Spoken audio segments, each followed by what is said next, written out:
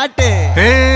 ஒரு மாபெரும் நாடு, அதன் வேர்களில் நம்ம வேர்வ பாரு. மரம் மேல் ஒரு கூடு, அதன் தாய் வழி சொந்தம் இந்த காடு.